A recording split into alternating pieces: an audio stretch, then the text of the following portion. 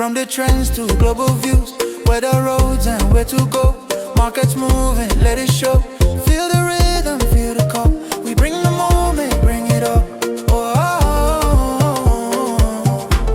wake up, go shine. Step into your light, your time. Feel the world come alive. CEMTV, rise and shine. Wake up, go shine. From the streets to the skyline. Every moment, every line. CEMTV, go shine.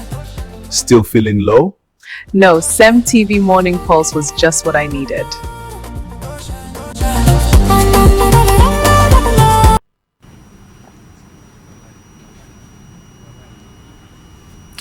It's a beautiful morning.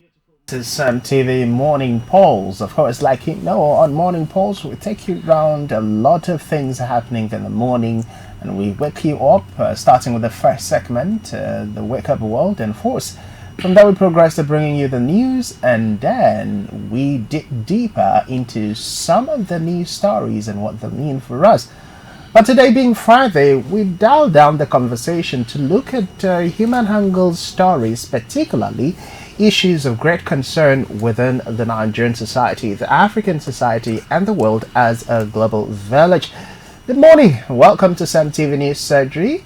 My name is Francis Oyima, editor, and I'm excited to welcome you and, of course, introduce you again to the dynamic team of the CEMTV crew News Surgery. And I'll start with the lady, the phenomenal, amiable, adorable barrister, Christian. Good morning. How are you today? I'm fine, thank you, Francis. Good morning to you. It's always a pleasure to have you in our mix. Thank God it's Friday. I'll say that to you. Even if you disagree, well, thank God it's Friday. Good morning, Francis. You always get me on that thank God it's Friday, but it's okay. Of course, the uncle of Dabs. Good morning, Mr. MI. How are you today? Good morning. Wonderful, a wonderful week. It's been a week of activities, but we thank God we made it. So you survived the week. Now own the weekend, because rest is not the reward, it's part of the work to revive and refire for next week. I wonder what you're going to say to people like us who are essential workers. Okay. Well, somehow we'll find a way. Well, let me put Chairman on the spot. Chairman has said we have our TGF on him. What a wonderful chairman. Do you have a chairman like our chairman? You understand? Like, thank God it's Friday. I know some people kick-started their celebration since last night when they saw the post. Like who? I'm not naming names, but I know some people started celebrating. Okay. But it's a beautiful day, and it is also an interesting moment because we're gradually getting down to the end of the month of June, and that means the year is cutting in two. So June means we've finished the first 2 quarters of the year 2026, leaving us with the next 6 months to call it a day for the year 2026.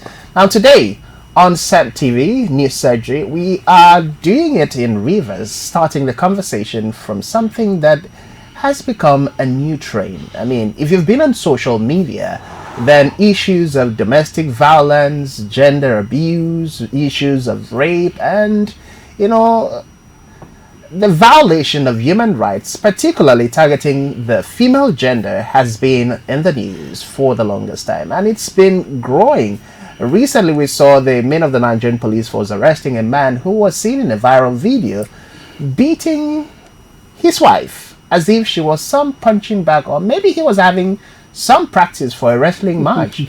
Well, he's going to tell the Nigerian police force what exactly that meant. But we are privileged and honored to have in our studios live this morning former Vice Chairperson, FIVA, Rivers State, former Retail Commissioner, a pastor, and a legal practitioner.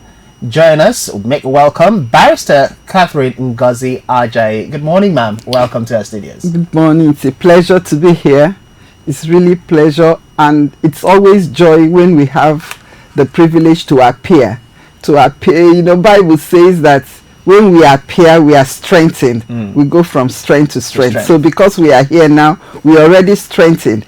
People will hear us, somebody will be encouraged, somebody will learn something new. So thank you for the opportunity. It's a great joy to be here.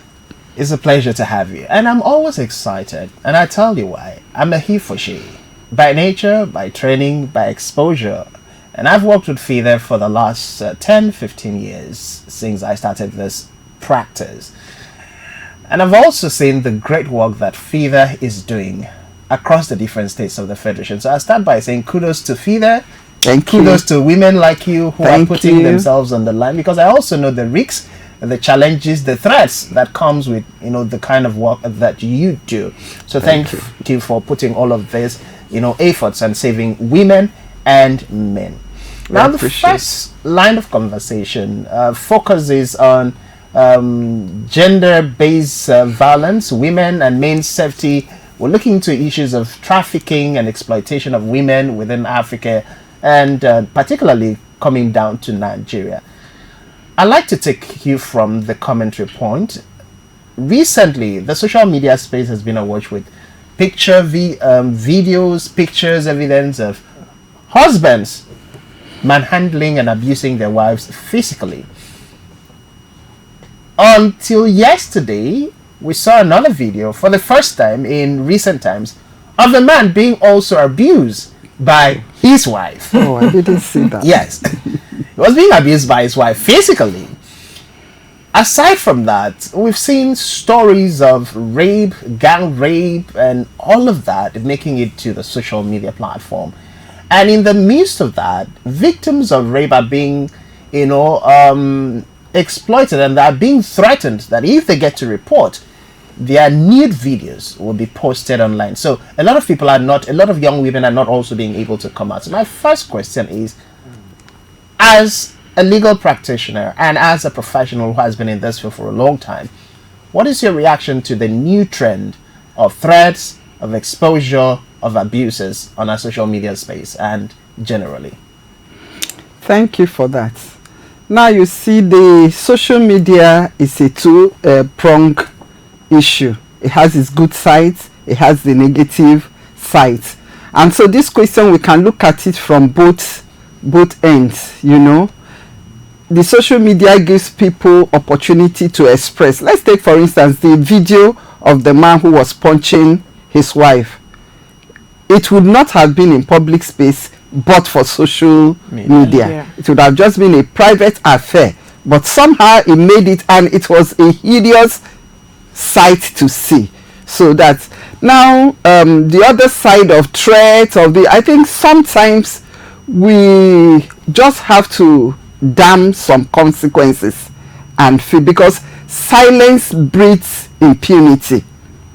When these abuses happen and people endure, people take it in, the person, the abuser keeps at it. The abuser keeps at it. But when somehow the victim finds courage to speak out, to expose, which could be through the media, then the impunity ceases. So I will say social media, it has been good. It also has the downside, because there is that fear, you know, whatever is in the internet stays in the internet. And so if somebody's nude photos are put on the net, but most times you see those things are just blackmail. They are just blackmail. Let's take the popular one, the one of the musician, the female musician, Tiwa Savage. It has died, hasn't it? It has. It has died, but there was so much noise about it at the time. So we must come to a point where we become courageous to face the issue and damn the consequences. And in the end, we are better off for it. Thank you. Okay. On that issue of issues as what they call it, domestic violence or gender brutalization by either spouses, where is the role of the state? Like in some civilized climes where the state is very active, they can step in the moment maybe even a neighbor observes or sees or senses any situation of domestic violence. They alert. There is a streamlined functional system where they can alert the authorities, and the authorities will swoop in. Or even the authorities on their own, they are proactive in enforcement. Like on that video where the man was brutalizing the 18-year-old woman, or had brutalized her, it was obvious she was imprisoned, quote unquote. he was intimidating her to the point that she was even pleading on his behalf, saying that he will come, she will suffer the what they call it, the consequences. If he goes to and I jail. expected the state to have stepped in, to have you understand? Rather they were in a clinic. So don't you think the state, by their inaction, by their call it handicapping condition, they are inadvertently encouraging those who violate, who perpetrate domestic violence, to perpetrate it? Because if you know, like as they tell us overseas, I haven't trained anybody overseas, but I've been there. They say if you're beating your child and the child puts a call to the police, or even your neighbors, the police comes and they take the child away from you. If maybe you can't take care of the child, even watching you, they see that you're not taking care of your children, well, the state will come in, taking the child from you, and Social worker. yes, and tell you that look, until such a time that you're capable, but they will not allow the child for you to suffer in your hands. You have to be now your own child. You have to be defending yourself. So what about state proactiveness? The state actually has a lot of mechanisms for all of this. You know, in River State, the Ministry of Social Welfare, there is provision for it. For instance, you'll be amazed. In fact, I was a bit shocked when I got that call yesterday. I got a call of a situation, a similar situation. In this case, involving a father who had been sexually abusing his daughter. I got that call yesterday afternoon, and I was like, how come I'm coming to do this talk today and this report is coming, coming today? Immediately I got the call. The first thing I did, well, I could have done police, no, but I'm a feeder. Of course, I got feeder involved, and the matter is being investigated. And in a few, I'm sure, you know, because it's when we get a report like that, we need, the child is in school, she's in a class where she's writing, doing WAEC. You understand? So, and when this kind of reports come, our concern is the child. What is best in the circumstances. To protect them, their image, exactly, their psychology. And you know how it came about? The person who called me is the principal of the school. Wow. And they had noticed something was off with the child. And in the end, upon investigation, she's pregnant. She's pregnant, and they bring her in. And now where I'm telling the story is that the matter is already, I mean, it's not yet out there, but underground investigation is going on. And I'm sure at the end of today, at the most, that man will be picked up. And, you know, they have to do it in a way that that girl will be protected. In fact, we are thinking, is there any way we can manage the situation so that she can continue writing her exam? Because the girl is already suicidal. She's already, with the pregnancy, she's already suicidal. So suicide. Exactly. So it's just the grace of God that somebody noticed and called the attention of the principal. Have you seen this child? Something seems to be, as a lady, something seems to be off. So where I'm going now is, yes, the state has mechanisms for dealing with these issues. FIDA is there. The safe houses are there. In River State, there is a safe house where, for instance, this girl I'm talking about, she could be removed from where she is, if assuming that she's still in the same environment as this abuser, she could be removed to a safe place where provisions will be made for her to write the exams and all that and be safe. Now what happens from practice is that a lot of time, just like that lady did, after the thing bursts open, they will be the ones that will come and pressure you not to go forward. Do you understand? But in such cases, because in civilized life, like those who have encountered have said, when the state is bigger than anybody, because we cannot rule society, we cannot have law and order based on sentiments. Okay? Until we allow the law to take its course, our people will not learn to be law abiding. They will always want to, because you understand? To circumvent. Yeah, to circumvent. So in that case, madam, in the legal balance and with the legal influence, working with, because I've also interacted with your being a media person, with FIDA and lawyers. They say some of this. Sometimes they even say the police frustrate them, the families frustrate them. I know the community chief will come in and say, no, I like. In fact, in this particular matter, that's what I suspect will happen, but we will refuse for it to happen. But you see, there is an extent to which you can refuse. Talk to us Because about when it comes to prosecution, the people that you bring to, granted that they could be subpoenaed, but most of the time, even if they know that they will disappear. They will disappear. They don't want the to. victim or the Not the culprit. victim. Not the victim. In this case, the victim is a minor. Yeah, The victim is a minor, so the state can bear upon it. Yes. Because it's a minor, right? But The culprit. the or culprit suspect. and even relatives, family. Let's say now this child. Let's assume, for instance, that she's with the grandmother. They can call the old woman. Offer her something, threaten her, whatever, intimidate her by whatever means, and tell her this one, that one, and the next thing, she's no longer cooperating. She's no longer cooperating, and prosecution is evidence. Yes. It's evidence. It's evidence, and evidence is witness. Now, when those who should come and testify are unwilling to, what are you going to do? Now, I have a question on that. Given the fact that this child is a minor, and also the society where we find ourselves as a woman, some persons are abused. They can't even come up because of, let me hide my face. I'm a woman. I want to keep my home. Stigma. I want to keep my home. Or their mother will say, suck it all in, you're a woman. It's not easy to be a woman. Sometimes they are so ashamed that they can't even come out to express, and they're dying silently. How do you sensitize this individual to come out free and be safe in the society? You know, some time ago it was Mental Health Day. Now, some of the things that build up to mental health challenges are some of this sticky thing. Endure. You are dying. They say you should Stick it suck, in. you know. Be a woman. Please. And the former say be a man. You know, I said before, silence breeds impunity. Yeah.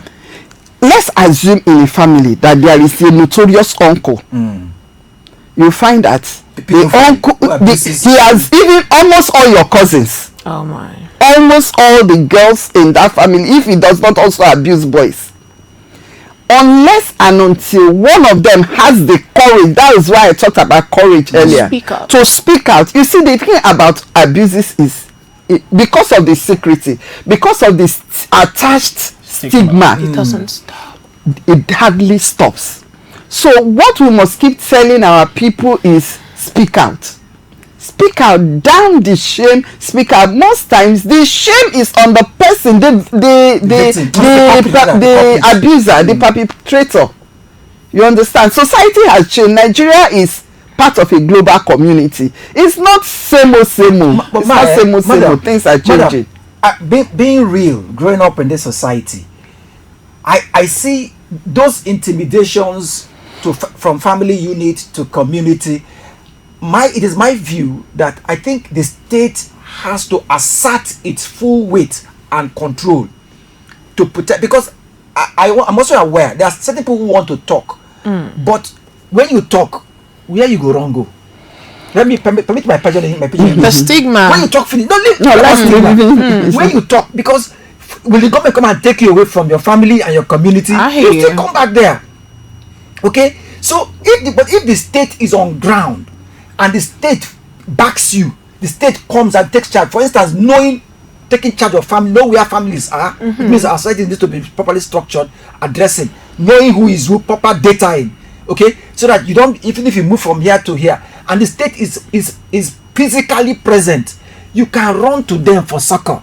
You understand? So when you divulge, you can run to them, but when you do it, they go to the police. You come back home by yourself. But Go ahead. Well, like I said, there is actually the safe home. Yeah, the sexual assault referral center that provides a safe home. I know that one is not as it is now. As it is now, there is effort to duplicate it in all the local government areas. Yeah, that's ongoing. They are not. Let's take feeder now. Feeder is doing something. We are beginning to launch out to local government. Every local government has a liaison office. For instance, the very matter that we are talking about now, the liaison officer in the LGA involved is on top of it. Do you understand? And so, because we are stakeholders as feeder, even sometimes, I know it is government thing, but sometimes we breach government failing. Do you understand? Sometimes feeder bridges government failings, so that those kind of children we even volunteer to take them. We volunteer just so that we can remove them from the abusive situation. Yeah, we take them, we do that. And we also have some other partners who also provide such safe places. Yes. But Ma, I was thinking, what do you think if you take this awareness to not just the individual, the village and the community? How about the church? Because religion has a major role to play when it comes to life pattern. Some persons have the opportunity to discuss with their pastor. The pastor will give a whole lot of scripture to back it up. As a Christian, don't bring this out. It will be a disgrace. Maybe he's a deacon or a deaconess, or let's say an evangelist. How then do we protect our children? Because even in church, abuse is going on. Don't you think FIDA can actually partner with religious body to bring justice at the end of the day and a safe home? FIDA does. FIDA does. FIDA goes to communities, especially, let's take communities where they still practice female genital mutilation. You see that FIDA goes to those communities in Abu-Odwal, in Emohua, in Ahoda East. They go there periodically to sensitize, advocacy visits, and they do the same to churches. Because I'm a pastor, even I network with FIDA for them to come to my own. You know, I won't bring them to my own church, my own local assembly, because we are small. When we do that kind of arrangement, they go to our headquarter church where there is a whole lot of crowd. Yeah, so FIDA does all of that, not just with churches, with communities. Sometimes we go to marketplaces. FIDA does a whole lot, but you see, while I know they finish. That's something. The truth is, you know, while I know they finish, we know. But I'm concerned because in my experience with FIDA and organizations affiliated with FIDA, two scenarios oftentimes play out. One is the lack of government sponsoring or funding or support, because you need a lot of resources to be able to do what you do. So my next question is, in Rivers State, how has the state government fared in its support and commitment to stand by FIDA in this work? The state, FIDA has always partnered with the state government. One thing you know is that from administration to administration, there is individual differences. Yeah, there is individual differences, but for all times, the state and FIDA have always partnered. You know, in terms of everything that is required, in terms of training, in terms of financial support, in terms of provision of transportation, because sometimes even to get to these local places, there is a lot involved in terms of security and all that. Yeah, there could be so much more that they can do. You know, there is so much more they can do, and we are pushing for more support from the government. But we do the best with what is available at every time. Yeah. Okay. Now the next line of conversation is the security, because oftentimes we've also seen a young woman could be sexually abused, sexually violated, and then she runs to the Nigerian police force. I'm yet to know whether the Nigerian police force, the Rivers State Police Command, has a gender-based violence liaison officer. Because I know because of the intervention of FIDA in Akwa Ibom, where I'm from, we have that. But prior to having that arrangement, young women who were sexually abused were also being victimized by men and women of the police force when they go to report.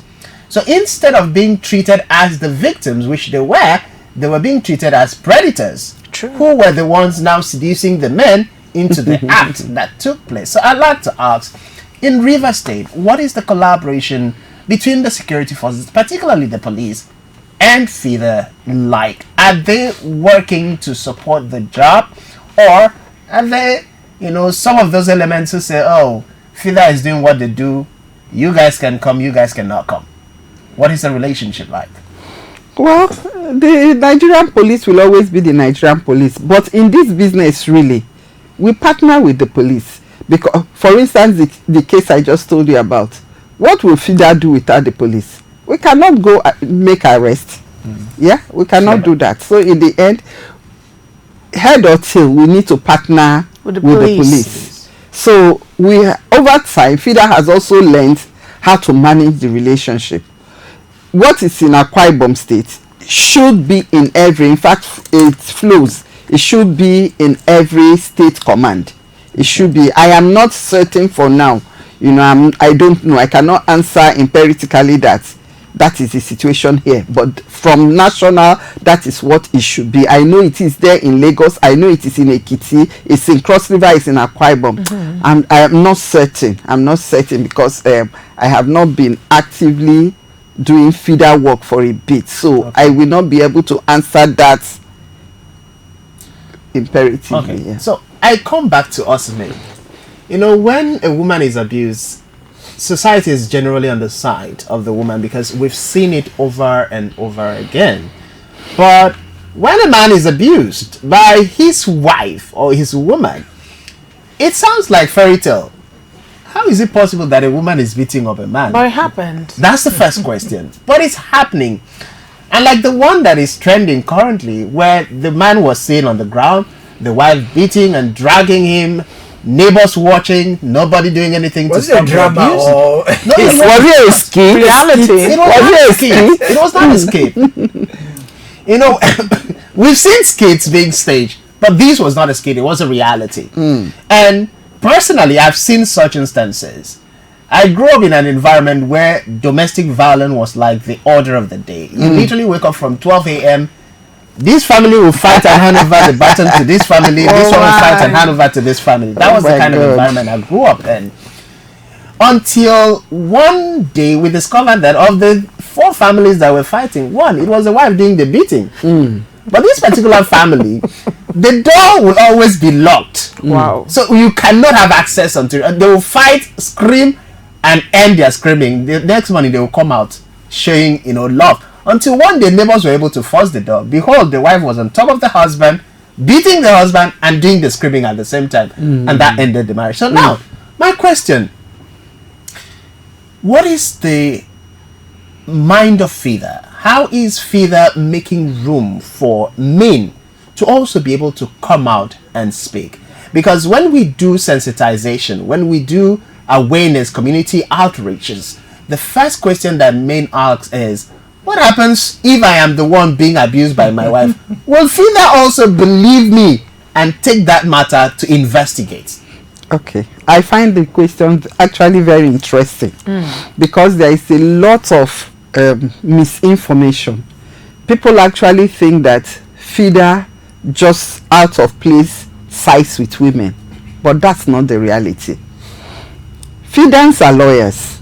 Lawyers are trained to investigate. So the time the woman, we have had numerous cases when a woman rushes to FIDA to report, and as the woman is telling her story, you can see gaps. When the story comes, the first thing FIDA does is to invite the man. We have had several cases when the man came and told his own side of the story. We found that, the woman, by the time we investigated, we found that the woman was actually the problem. Do you understand? So in as much as FIDA is about protecting the rights of women and children, that is because they are generally the vulnerable ones. Yeah. Now you are talking about the woman beating her husband. How many women can beat their husbands? Okay. There are not so many. There are not so many. So our focus is on the vulnerable women and children. And so when a man comes with a genuine case, of course, we turn to the woman and say, come, it's people like you that give us bad name. Because, yeah, truly, some people, they will just say, FIDA, hey, those ones, they're just feminists, they're just this, they're just this. They just give us a bad name. But the actual truth is that FIDA is a balanced organization. The other thing is, sometimes men think that because the woman provoked me, I can beat her. Okay. That is another problem. You know, feeder's interest is not the provocation. While we understand that we are thinking that if your wife provoked you, the answer is not for you to beat To raise your hands. Of course. exactly, because you too, you provoke her. Does she beat you? These are two adults. So we managed to divorce the two issues, the provocation and the assault and the abuse. Do you understand? Yeah. So now a man would think that the mere fact that my wife, I had a particular matter, incidentally it was a family, a cousin of mine and his wife, who also funnily was a lawyer. My cousin was under such intense, in fact I was afraid for the young man making no drop die, because the pressure was so much. The pressure was so much. And of course, because she's a young lawyer, she had drawn to feed her and said a whole lot of. And then this cousin comes to me and to say, auntie, see. So I went. I took him and we went to the office. Of course, when they heard his own side of the story. But this woman is their colleague. Is our colleague. Okay. I get it. It's our colleague, Abby. But somehow we saw it clearly. She's that guilty. She's trouble. She's trouble every which way. Even the day they actually had a physical fight that, well, she was injured, he was injured, and all that. Yeah. By the time we looked further, we found that she was even the first to throw a punch. to throw a punch. So, let me ask, from your experience interacting with people, situations, investigations, what would you highlight points that you think maybe environmental, maybe is our culture, maybe is our social looseness, our value degradation, maybe legal system are the core issues giving fertilizer, catalyzing, boosting, encouraging this to continue? Because let me just cite a joke. Comedians used to say, look, if you are raising a child overseas, let's say in America or in Britain, you don't what they call is it capital punishment? Yeah, you don't flog them, you don't whip them the way you do here. But in Nigeria, if your child messes up or commits any offense, you can spank the child, slap the child, flog the child, okay, and you go scot-free. So they said there was one situation, a small boy, a child of a father, stood up to the parents, was telling the parents when they were abroad. So they now pampered him and said, okay, Junior, your grandma wants to see you, she's in Nigeria. When the guy was happy, I think I read that to Nigeria. That the moment they landed the airport, they gave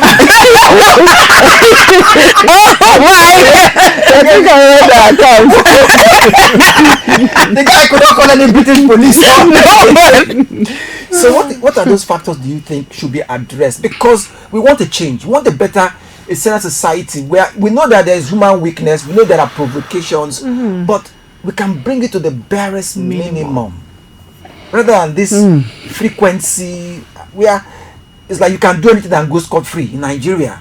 You see, I think for me it flows from our patriarchal system. Okay. Nigeria is a patriarchy. The man just thinks that the society is his own. Evolves I'm a around man. him. I'm a man. But that word, they go abroad, they learn. Sometimes reason why they don't like taking their women abroad. Exactly. Okay. So is it the patriarchy? Because it's the same patriarchy. For instance, there was one I traveled. I forgot my key in our tour bus. So there was a lawn of about 20 meters. I remembered I wanted to go across, but I saw camera and my fellow Nigerian to say, see camera, if you go, they will catch you. Nobody was there. We behaved ourselves. The same Nigerians here, they will go across. Okay. So what is that thing in Nigeria? It's patriarchal. Okay. It's cultural. That is how we were brought up. That is what is prevalent. Okay. It is not acceptable. It is still not the same, because you see now social media, that's why I said that social media has its good points. It's bringing these things to the fore. But what breeds it is patriarchy and culture. Because let's leave all of if you go and tell your mother, my husband did this, man, the first thing she what will she tell you? She will say, that thing they didn't talk about open. okay, you already know. Or do you want to disgrace me? Exactly. You want to disgrace me? Exactly. My daughter. Why did where's the musician girl that died? That's Osinachi. Osinachi. Abuse. Osinachi had no reason, should not have suffered died. it. She could have removed herself. In FIDA, the first thing we say is remove yourself from the violence. Okay, so I love him. I love him. I don't want to break my marriage. I don't remove yourself from the environment. But when you say remove yourself from the environment, I want to know, at what point do you run to VIDA for help? Is it when your husband slaps you from the one onset, time, from the onset. some men will slap you just one time and they'll say you provoked them, I beg your pardon, and then maybe apologize, give you gift. And Is that when you go to VIDA, or when it continues? It's up to you. You are the one who is wearing the shoe. FIDA is not marrying your husband with you. FIDA is not at home with you. You are the one that have seen the red flags. Yeah, the red flag. You know. If you are loving gift above yourself, that one is your own cup of coffee. Now I just remembered a matter I was handling earlier in the year. Funnily, I don't even know how that matter, because that girl, she had to run away. She didn't even run away. She's an Akwa Ibom girl, married to an Igbo man, but they live here in Port Harcourt. And every little thing, the man would threaten her. In fact, in her own case, the man was not even abusing her physically. It was psychological abuse. He will trauma. Then he will carry her back to Akwa Ibom, drop her there for when he comes back home. Help. He will just carry her with the children, go and dump them there. And the girl, she's an orphan. Somehow, these young Akwa Ibom girls, how they come to Port Harcourt to hustle. Somehow she met and married, and they've been together. And in fact, the man, they even started the affair that ultimately led to marriage when she was still very young and beautiful girl. That's this recent one. She was 16. Yes, the girl was 16 although now she's about 24. I have to question. She's about 24 now. Okay. She eventually, the man married her, did all the necessaries, but every little thing he will abuse her, bring her down, then carry her to Akwa Ibom, drop her there, and he will go back. When he comes back to Port Harcourt after a week, maybe he sees that the house is not the same, nobody to make food, nobody. One day, just like that, one day he drives back. One day he drives back. One day he drives back. Where is she? Oh yeah, let's go. Let's go. So this last one, in fact, God have mercy on me, I didn't even follow through. When he now said, now I give you the next 2 days if you are not back in Port Harcourt, I said to her, do you want to? You see, I cannot make the decision for her. I asked her, do you want to go? She said no. I said, so stay put. You are a young, beautiful, intelligent girl. And, sometimes girls, I be foolish. Get carried away. She has nothing. She has nothing. She didn't even, in the period, she didn't even learn a skill. I asked her her level of education. She said JS3. At the point where where her parent died, that was where she remained. And in the end, I just told her, I said, okay, what I'll do, I will connect you to Akwa Ibom, to FIDA in Akwa Ibom, so that you can. Honestly, I haven't followed up with that matter. I don't know how. Yes, I agree that the agencies of socialization should bear this responsibility, not just up to government or FIDA or the security operatives, but from the family to the community to educational, religious bodies, social bodies, everybody is involved. But I still think I believe positively that the state has to put its foot down. Still relating to that overseas incident I talked about, where the same Nigerian men, the same Nigerian people, when they go abroad, they obey. If you don't obey, they will catch you now, put you. You understand? They'll throw you and lock you in without nobody coming to beg. And they'll be very nice. So they'll say, sorry, don't read your crime for you. Sorry, you did this. They'll carry you neatly. Yeah, to go. You're even begging, they'll say, okay, we know, but before you know, you have entered.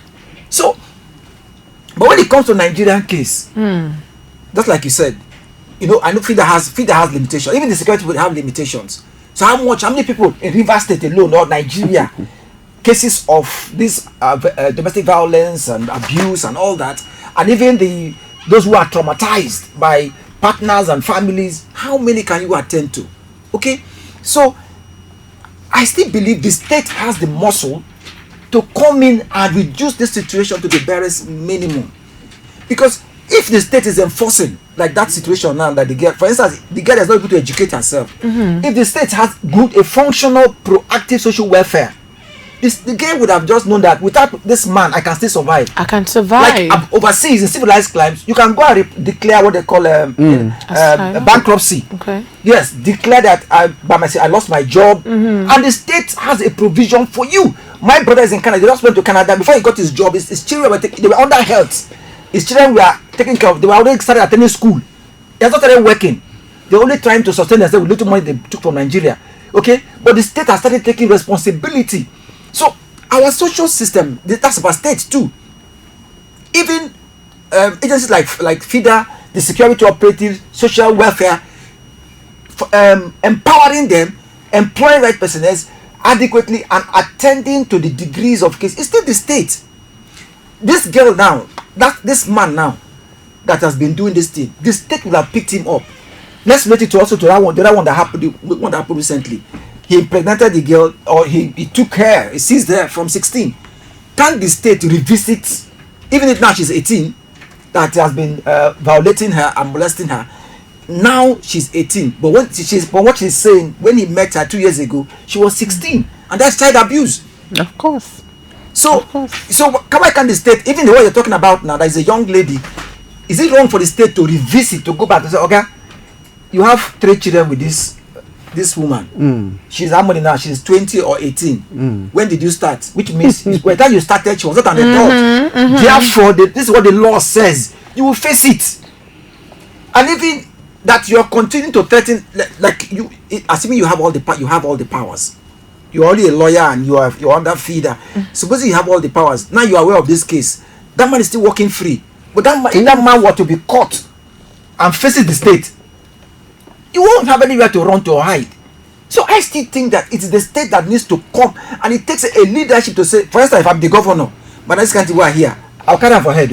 Permit my people, I will carry him for head. No, yes, I will tell you a story. Down to say, look, all the local government chairmen, the councillors, the chiefs, you say you're a king in your community. You must take charge. You must take, if anything happens in your community, you will explain. If you don't explain, we will carry that person and people will face the law. So when they know that the state is so present, they won't be. I'll tell you a story. That's you talking. A few years ago, when I was still in active service, when we were doing the VAP law. Yeah. Here in River State, you know, it's a national law we domesticate. Yeah. And at the point when we had finished, and usually when it comes to issues relating to women and stuff like that, we like to work with the wife of the governor. And when we went with the prospective law, which she looked at it, she said, what's happened? The wife of the governor.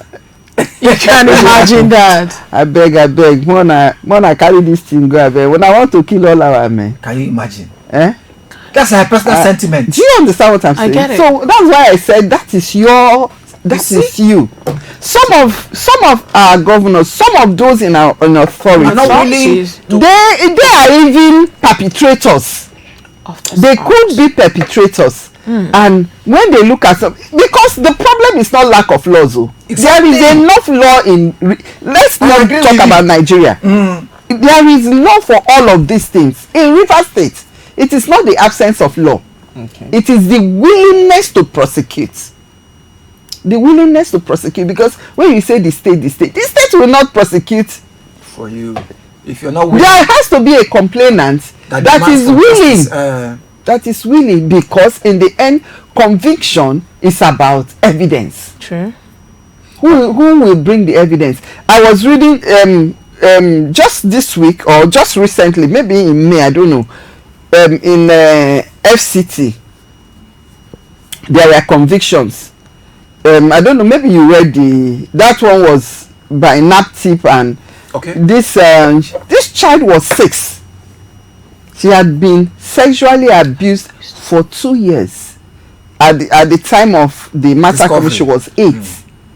And 2 security persons under her parents' employ. From the time she was 6, they had been sexually abusing this child at this.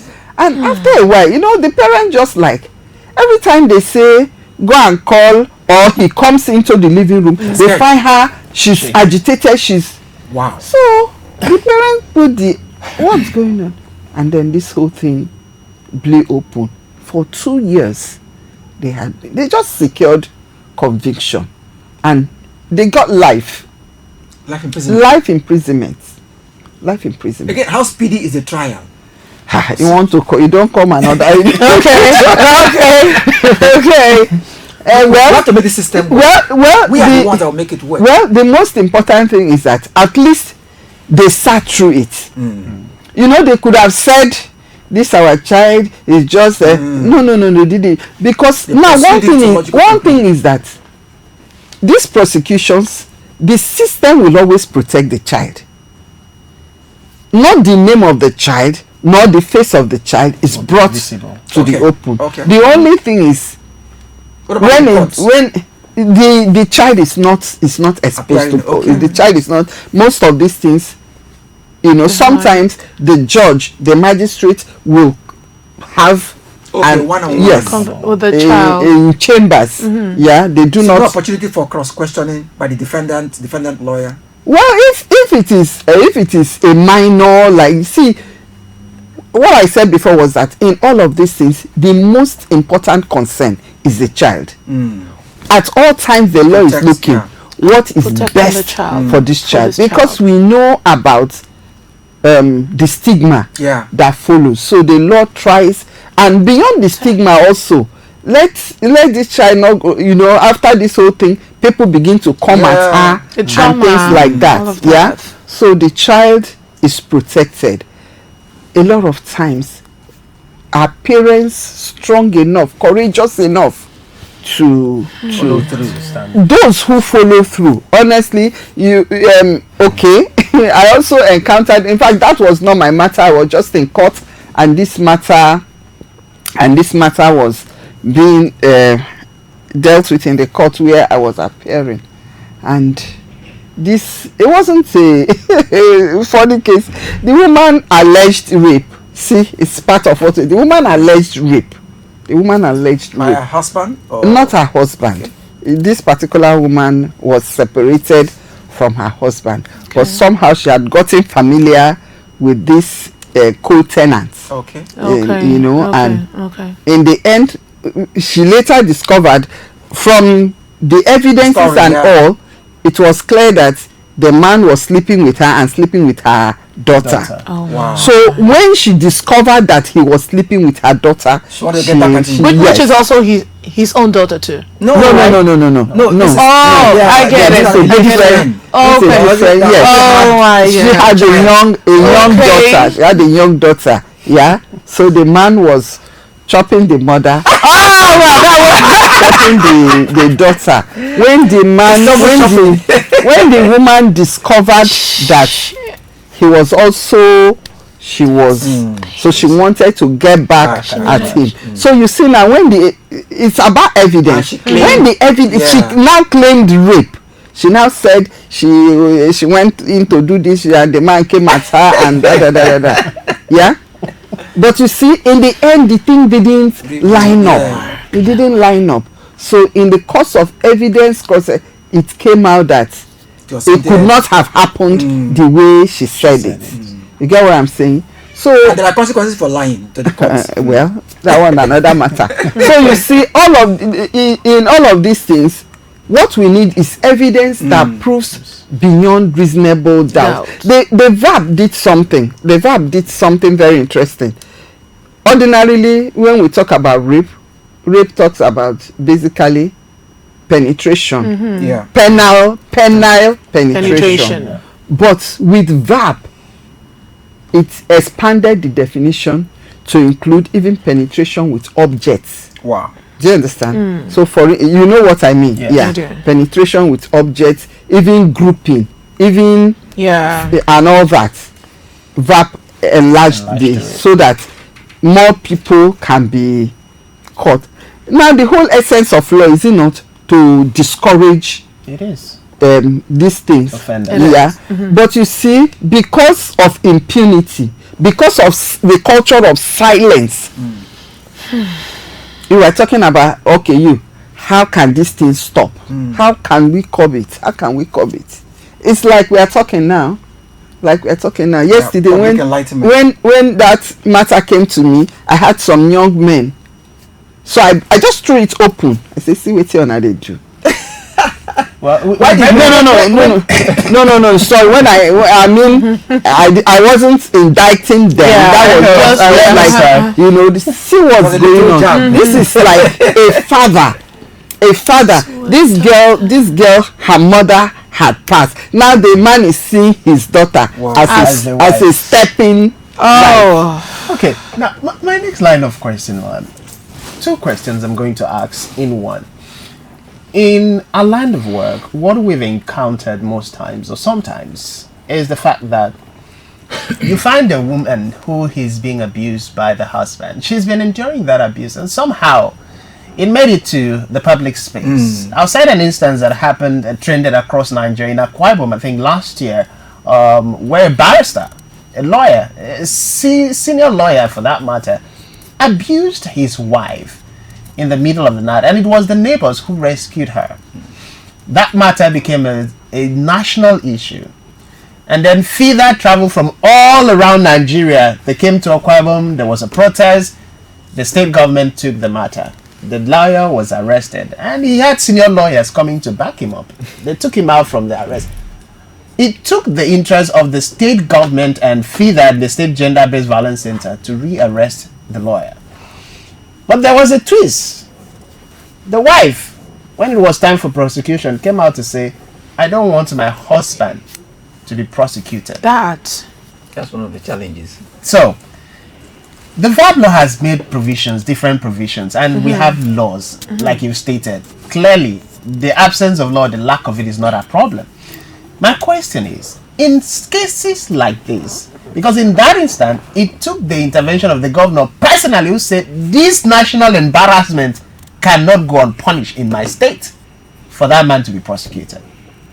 In an instance where you don't have a governor coming out to say, I will not budge, whether you are the wife, you as the wife, you say you are not interested, don't worry, we already have enough evidence. It's on social media. We don't need your help. So whether you consent to it or not, we are going to go ahead.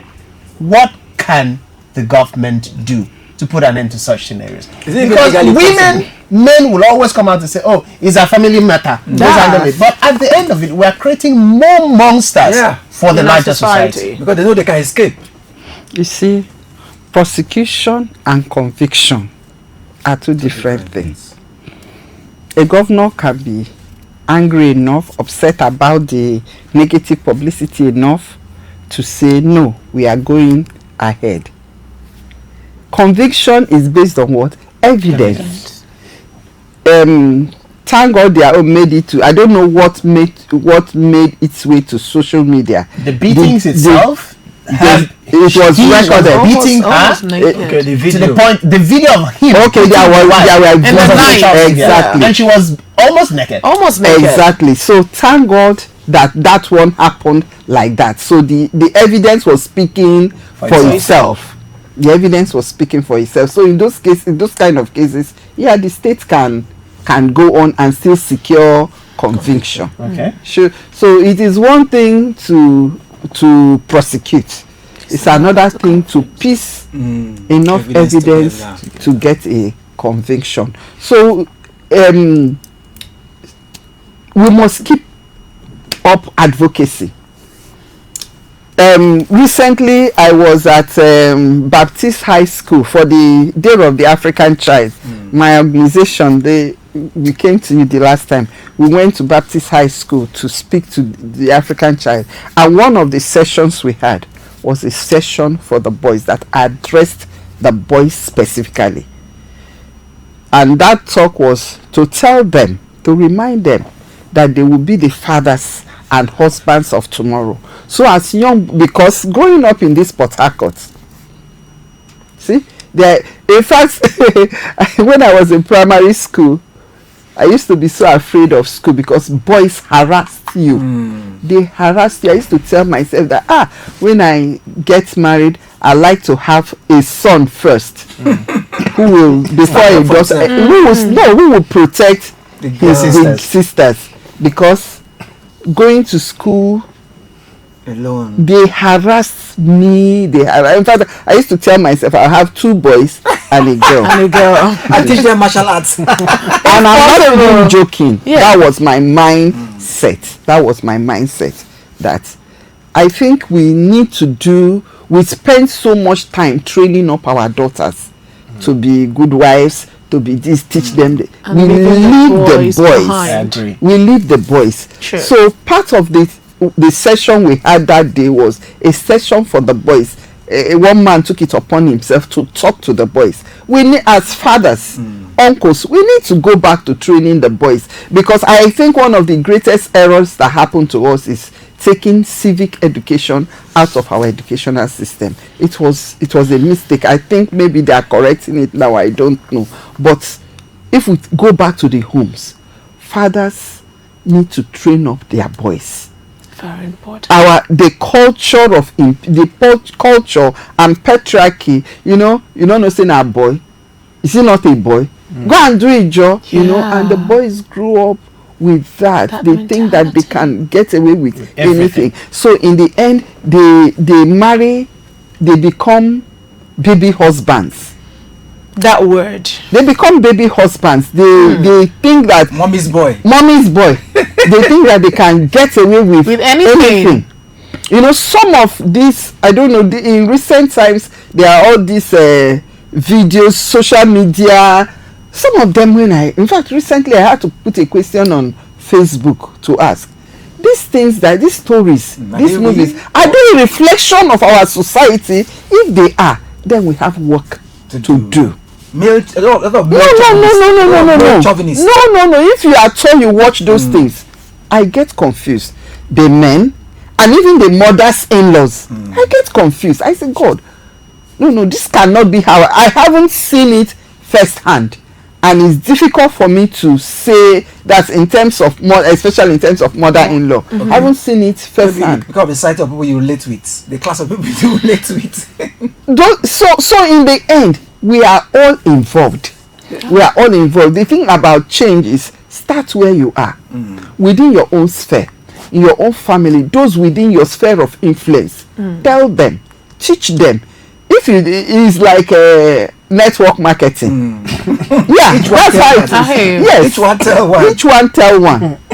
Before you know it, your son that you trained will tell his friend. His friend will tell his friend, and at least you are making a mark somehow. For me, I said, okay, what have a question? On this training up the boy child, making them responsible for the future. I know FIDA stands for female child and also female in general. But is there a way you can create, your organization can create something for the boy child? For us to have a saner society, aside from the African Day child, which you talked about. Every organization has its focal point. I know. Yeah, FIDA is about women and children. Women and when we talk about children, boys and girls. Beautiful. It's not just female child. It's boys and girls when it comes to children, whether it's male children or female children. We are interested in children. There could be other organizations that their own referral point has to Indeed. do with the boy child. Alone. The state is there too, so that nobody should bite more than they can chew. I hear you. We do like I said before, no wife cooks up a story and comes to feed her and just thinks that they can. No, it doesn't work like that. Investigate. Sometimes even husbands come. A wife will come. In fact, husbands, we say it all the time, husbands, you cannot even be the one to bring the report. Not just for wives alone. No. Nothing says that it's only a woman that should come, and more often than not it's women. But a husband can actually come to say, now she you understand. I get it. Once in a while we get those. It's not often. I still believe, I still agree. I in my heart, I know the burden is still there, that it's until we begin to enforce these laws by the state, because we have the beautiful laws, The laws are there. abundant laws. It is the enforcement.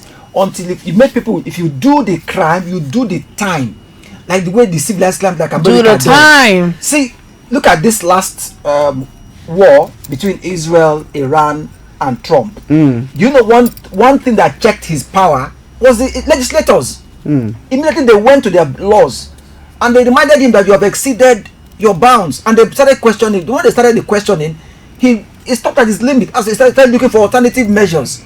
Okay, Bill Clinton and Monica Lewinsky's issue. The moment they found the woman complained and she divulged, which is what they call whistleblowing, they brought him to, and he humbled himself. So until we enforce laws in Nigeria here, where nobody, you don't look at anybody's face, whether a person is highly placed or lowly placed, everybody is brought to. People will not sit up. If this same thing, But why am I? Even Yes. if you say we enforce the law, don't forget that most of the people are in charge of this law are men. It is not just going to be about And they'll tell you, I mean, men rules the world, I'm a man. So how will it work? No, that's what I'm saying. Even in the enforcement, look at what the police commissioner of Rivers State is doing. He is at the top of Rivers State Police Command now. He's going to. But something is missing. By the time you begin to hold the divisional, there was another video again I saw. Was it yesterday or today? Another officer, not a senior officer this time. He said, "You have been told not to block the road." This means they went back. To You have block. been told not to. You are still blocking the road. Okay, Some other videos also trended that the people are gone, but that's not what we analyzed. They've gone back again. So when you hold people and you punish them, they see the way you're punishing them. Others will let, because part of, you are a lawyer. Part of the essence of the law is deterrence. When you enforce the law, it's deterrence. If there's no deterrence, it will continue. They'll say, it will continue. The law is helping. The law is helping.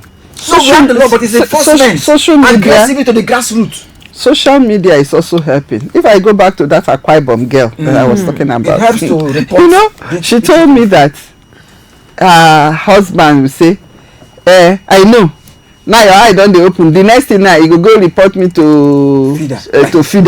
You go report me to social welfare and all that. You understand? So I want to believe that is even part of why he doesn't. In her own case, there's no physical abuse. He doesn't hit her. He doesn't point. He doesn't do any of those. He just Psychologically. he just drills her. I mean, at the first day she came to me, this fine girl, beautiful. She came with her last child. She said she had 2 others. And she was just a very. I had been talking with her on the phone. When I saw her, in speaking with her, I had put her age about maybe 27, between 27 and 29. When I saw her, I realized she was like 23, 24 or something. Like when I asked her, she said she was going to be 24. I say, wow. So when did you now have 3 children? That's when she began to tell me, and she met him when she was 16, and that one, and that one. Okay. So the whole thing is, it's a spiral. We are all involved. We are all involved. The church is involved. You talked about the church the other time. Just recently, I saw a movie. I've forgotten the title, but somehow it was about the Catholic Church. And in that particular movie, it was boys that were being abused. Priests that were sodomizing boys and all. And the church was covering. And the priest was being posted from place to place. And everywhere he went, he perpetrated. Everywhere. And in all of those places, somebody reported. You see? But no, the point is They covered up. they covered up. Just to So it's save a the face of the collaborative church. project. They That's what covered about up. religion. The church actually went to court because in one of the states where he had been, there was a lawyer that this activist is that one said no. It won't work. So he took the matter to court, and somehow He googled his way out. it wasn't even him. It wasn't even him as a person. It's the church as a system. A body. Went to the court. Maybe self the person wey dey in charge of the court na Catholic person Maybe. and all that, and there was nothing. They could not find Him they guilty. could not. No, they couldn't find the file. They couldn't. There was nothing because So it's now conspiracy. in the new place where he was, and something happened that blew it up, and somebody from this state, somebody from that state, and they Start coming out. and they all Piecing this them together. piecing them together, and from state to state, from court to court, they could not find. It took a special somehow I didn't see that movie to the end, but somehow somebody persisted. Somebody said whatever it took. Has been documented before. So in the end, from this court, they will go to the head of the court and say it's also time he was able to extract some information from these victims, and that he could reference back to sometimes this like this, and somehow in one or two places they forced the court and the church To bring out to evidence. bring out with which they could secure. I didn't see it to the end, but at the place where I left off, they were in the process. They were going to derobe Him. this man. Yeah. So you see, these things they are not beyond us. Even in America, in more civilized clime where you talk about these I know things, they have they're also They have there. challenges, but the moment but it is more. That's what I'm saying. I know that we cannot eliminate it entirely. The societies there are more women friendly. Exactly. Yeah. So it's more better. Look at R. Kelly. Look at even PDD. No matter how rich you are, the moment they notice the law, that's what I'm saying. Because here, like being we, there's only so much FIDA can do. Even the police, there's only so much you can do. My last question to you, man, before we let you go this morning.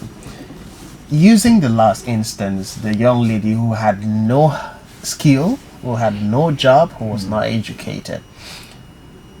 From experience also, part of the reason why women say, it's my husband, what here I go do, how we go do, and then the family comes up to say, in this case you have 3 children, for instance. If you leave, Ooh, who take take care care of of the children? All of these goes back to the lack of preparedness on the part of women. I come from a background again that my father insisted all of my sisters must go to school. Everybody must be trained, and everybody must have something that fetches money. But today's generation of women are out for the soft life. And particularly this group of women who are out for the soft life, if we look at the statistics, are the ones who fall the victim the most. Because the men will capitalize on the fact that if I let you go without my money, without me, you cannot survive. They just want to be Oga wife. So, as a result of that, we have people who could have walked away from abusive and toxic relationships, marriages, and environment, still staying there and mass producing another monster for the next generation. Now, what would be your advice as a parting shot to the generality of women in this regard? Well, every one of us, male and female, we are made in God's image, and we carry value that is innate in us, and then value that we learn, skills, training. No human being should let another be God to them. No. We become partners, we become friends, we enter into relationship, whatever it is. Your husband is not your God, your wife is not your God. There was a you before marriage, God forbid there is after you. After marriage can be, a spouse can pass or divorce can happen. Please let me use this as an opportunity to call my daughters, my younger sisters, add value to yourself. Add value to yourself. Marriage is good in every way, but marriage is also full of challenges.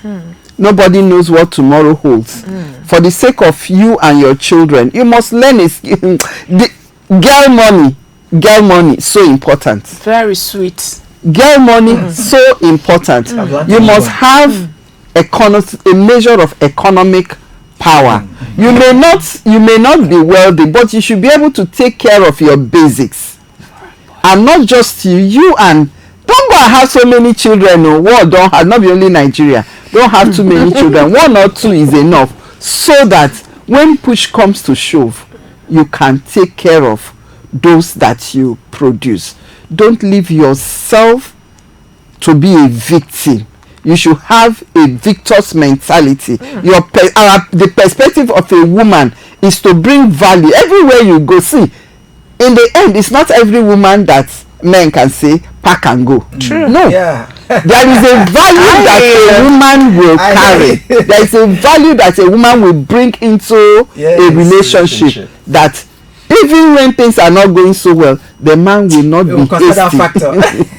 The man will not be hasty to say pack and leave. Okay. So let the girls, and in the same vein, parents like you. My father had 7 daughters and 3 sons. Wow. In fact, I was his 6th child.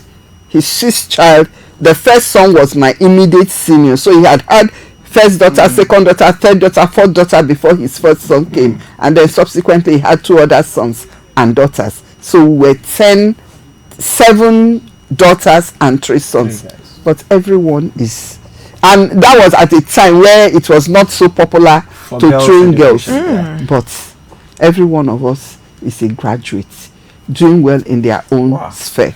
So it also goes down to the family. Families should do well for their children.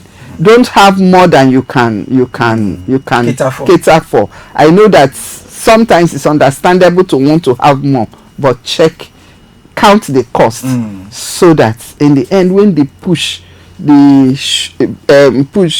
gets to push, you can now take care. Don't just leave yourself to be a victim. No. Victim, we must get done with victim perspective.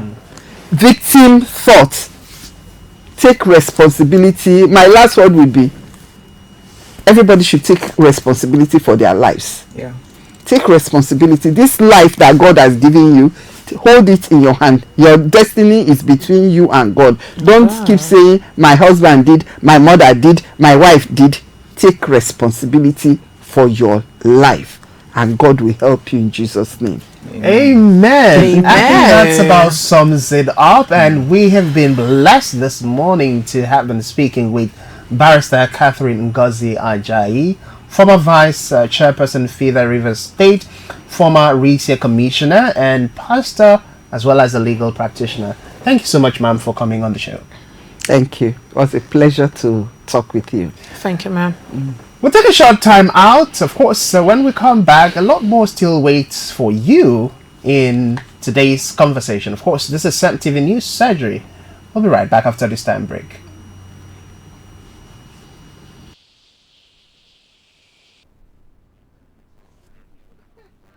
You are. What is the matter? I feel a little low. I know what could help. CEMTV Morning Pulse. It's a good day to shine on CEMTV Morning Pulse. Hey. Wake up, go shine. Go shine, go shine. Morning light, here we go. New day rising, feel the flow. From your world to what's ahead. Every story being said. Feel the rhythm, feel the call. We bring the moment, we bring it all. Wake up, go shine. Step into your light, your time. Feel the world come alive. CEMTV, rise and shine. to the skyline. Every moment, every line. CEMTV, go shine. Shine. Go shine, go shine. Go shine, go shine. Go shine, go shine. From your health to what is new, from the trends to global views, where the roads and where to go. Markets moving, let it show. Feel the rhythm, feel the call. We bring the moment, bring it up. Oh, wake up, go shine. Step into your light, your time. Feel the world come alive. CEMTV, rise and shine. Wake up, go shine. From the streets to the skyline. Every moment, every line. CEMTV, go shine. Still feeling low? No, CEMTV Morning Pulse was just what I needed. Go shine, go shine. Go shine, go shine. Go shine, go shine.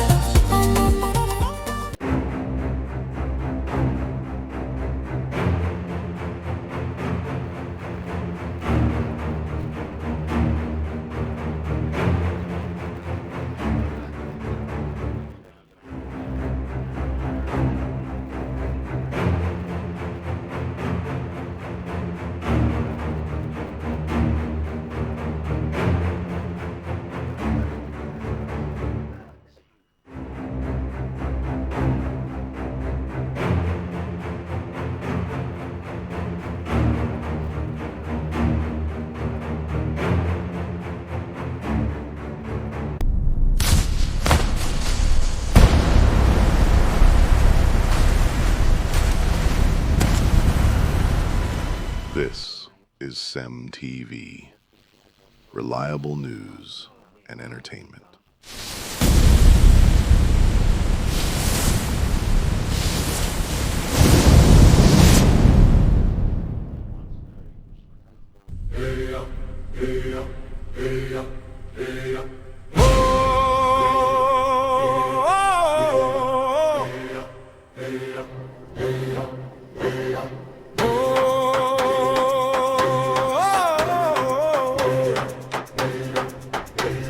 Is it time? I can't wait to see it.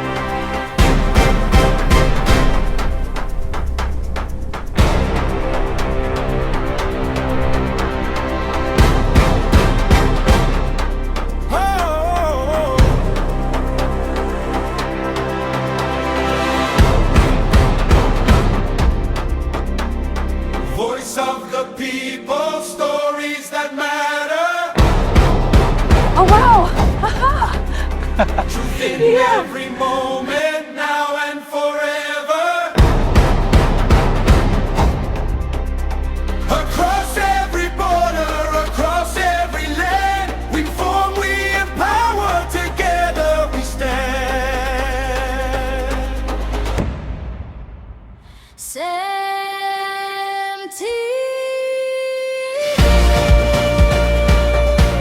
From Africa to the world,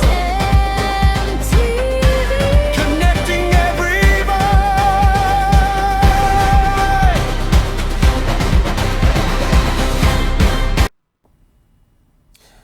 Many thanks for joining us and sticking with us at CEMTV. Of course, this is still the knee surgery, and we are heading to the Nigerian Senate.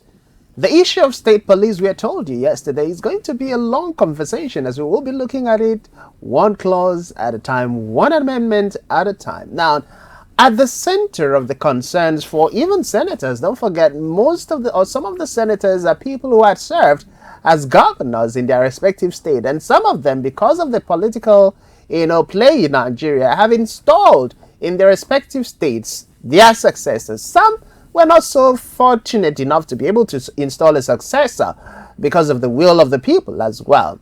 Now, concerns arose at the National Assembly when the state police bill was being considered, and one of that bothered on the abuse of power. What would the governors do when they now have the might of the state police to counter the federal police? What would they do when a senator, a House of Rep member, or a politician at the national level falls out of line or is no longer in a cordial relationship with the governors of his own state? Will the governors use the police at the state level to muzzle the person out of relevance?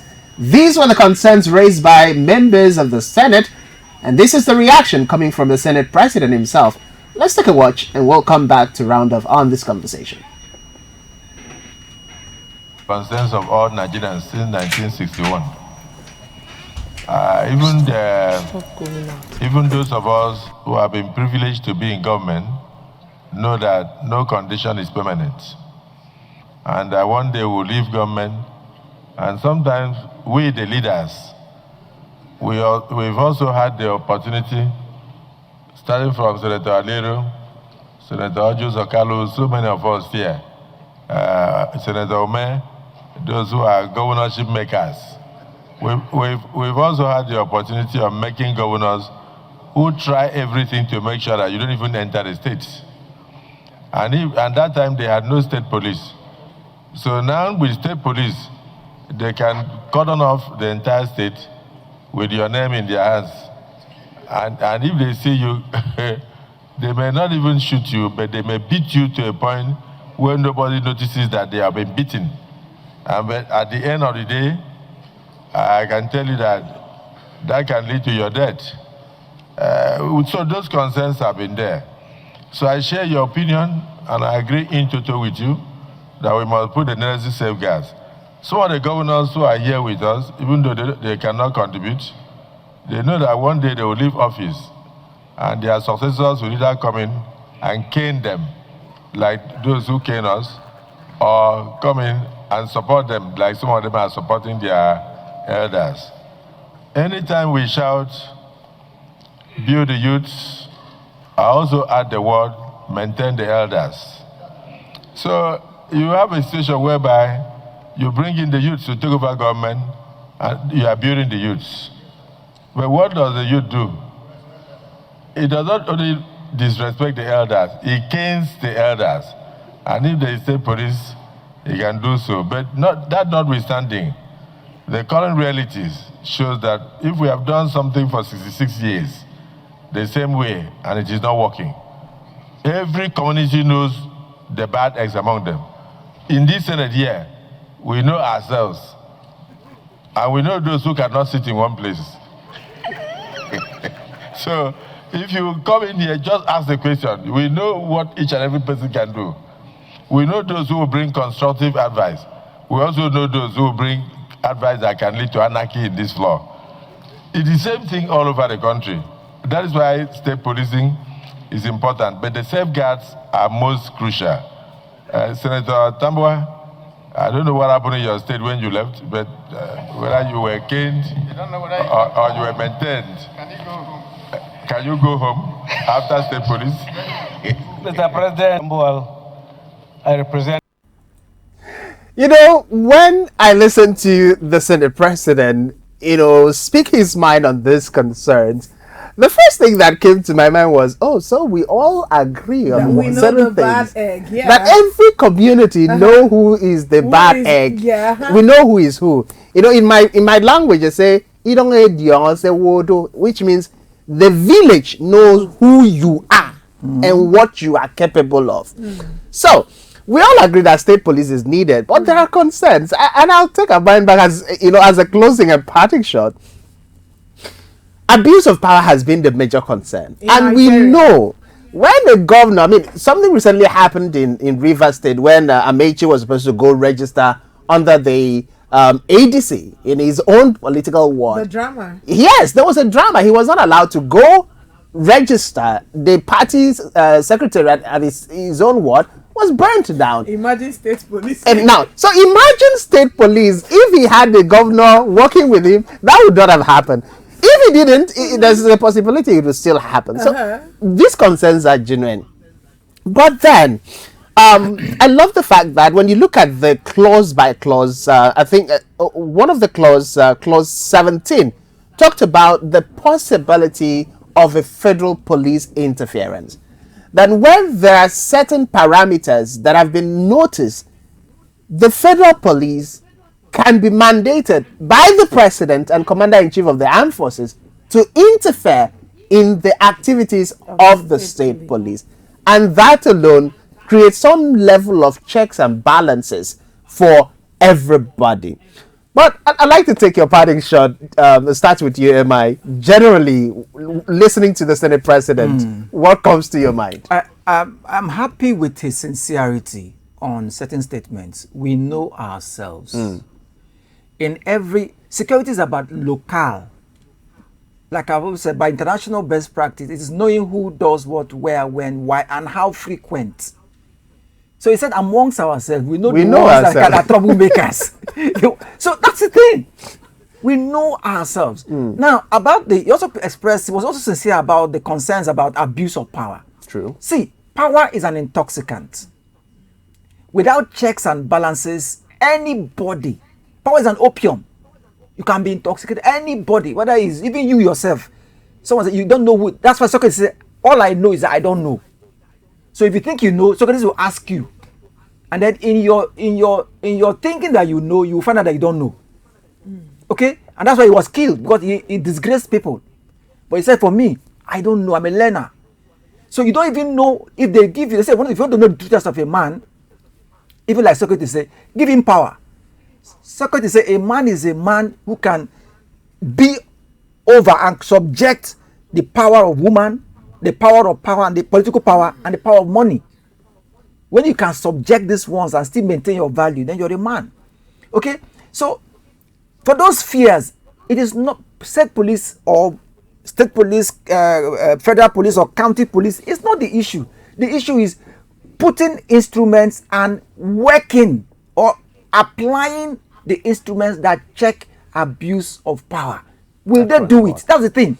You understand? When what we are doing here, you pick up a call, now me, your man, allow that man go. He's my boy. Because we hear that from security officers as pressmen. We hear that as citizens. When we take some cases, they'll say, we know the person that did it, but if you pick them now, you will receive call from somewhere. One of guy at the top. So, what are you saying? So, until we allow the law, and this same Nigerians, all of them from top to bottom, once they travel out of Nigeria, they obey the laws. Because there they won't look at your face. They won't look at familiarity. They won't look at who you know. You understand? So we must get to that point where we allow the different we must put checks and balances in the state police, and the same thing with the federal. Because even the federal police that you're thinking that is the check can be abused as well. Like look at what FCT minister is doing, for instance. We've seen all of those coming with federal might. We've seen them. Well, let's come to you, Bariswa. State policing is commendable, but if we work according to the law, we won't have power issue. If you know what to do, you do the right thing. But if you don't do the right thing, just like the Senate President say, you might be traveling to Akwa Ibom, and you're not in terms with the, with the governor of Akwa Ibom, and he sent the state police in to flog you like a child. But if you're in accordance, it's laughable. It is laughable. But he's saying the truth. He even says within them in the House of Senate, they know the bad eggs. But this is the reality. It is the reality. But if you work according to the law and you're not power drunk, state policing is credible. Well, this is how we conclude today's CEMTV news surgery. We heard from Mibaka Yenengi, the DAP's uncle, and of course the queen in the building. I'll end today's show with an advice that was given to us by our chairman, and something I firmly believe in. Going back to the earlier conversation we had with Barrister Catherine, as a man, invest in your wife. Make sure that if something happens to you, that she can hold the family together, spiritually, financially, emotionally, and otherwise. Because if you fail to do so, the parting words Barrister Catherine said, nobody knows tomorrow. This life we have is only borrowed. You never can tell if you wake up tomorrow and still breathe and still be there for your family. So train yourself as a man to invest in your woman. Train your male children. As a woman, train your children to know that gender is no excuse to not learn the basic rules and principles and values and how to relate and treat the next person, right? It's a big day and it's a welcome day and it's a very beautiful day, and we've been having quite an amazing time. 30 seconds, Very Eli. silently. I also want to cue in from what you said. You see, everybody is a product of nature and nurture. This is the fundamental. You dig deep into any social problem, you get to people. So it's simple. So everybody must take responsibility. The lawyer has said it with emphasizes. Prepare your children for tomorrow on values. Your boys, your girls, physically, mentally, socially, economically, prepare them as little as you can. Because when you have a girl, a daughter, and you don't train her, you don't care about her future, you have a farmland, you don't train her how to go to farm, she's 13, she's 15, she's 18, she becomes a liability and thinks that I must depend on a man to survive. So she's giving her quickly, go and start producing babies. You become no. Okay, so also our societies, when you see your children perpetrating crime from the very small age, tell them it is not permissible. If you allow them, they become the anaconda that will swallow the community. All these touts, disturbing areas, they were small children. They grew, they refused to tame them, they now became lords. And their communities are captured by them. And then finally, the state, please implement laws. Implement our laws. We have the laws. If you don't implement it, one day, the state may go into chaos. All right, thank you so much for being part of the CEMTV News Surgery this beautiful morning. I remain Francis Oyemide, and I've been doing this with Barisua Christian Wigar. And have a great weekend. TGF on our chairman. I love that. See ya next week. Bye for now.